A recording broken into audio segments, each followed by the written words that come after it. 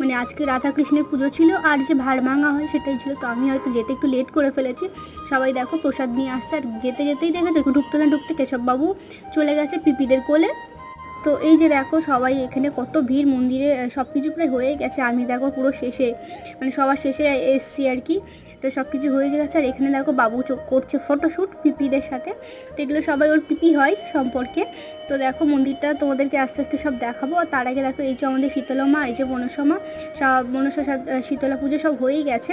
তো আজকের পুজোর লাস্ট দিন, যেহেতু আমি আগে ভিডিও করতে পারি, আমি নিয়ে চলে এসেছি প্রসাদ। আর এই যে আমাদের দেখো এই যে আমাদের রাধা গোবিন্দকে তোমরা সবাই দর্শন করে নাও। আমিও প্রসাদ খেয়ে নিলাম। প্রসাদ খেয়ে আমার নামে যেহেতু ওখানে মালসা দেওয়া ছিল, তো আমি চলে গেছিলাম মালসা আনতে। আর এই যে আগে যাকে দেখলে নীল কালারে, ওটা আমার স্কুলের একটা ফ্রেন্ড হয়। তো ওদের সাথে এখানে দেখা হয়েছিল। আর কেশববাবু দেখো ওদের সাথে মজা করে চলে এসেছে বাড়িতে। আর এই দেখো কেশববাবু নিয়ে চলে এসেছে বাড়িতে। ওকে এটা পার্সোনালি ওকেই দিয়েছে কেউ একজন প্রসাদ। আর এই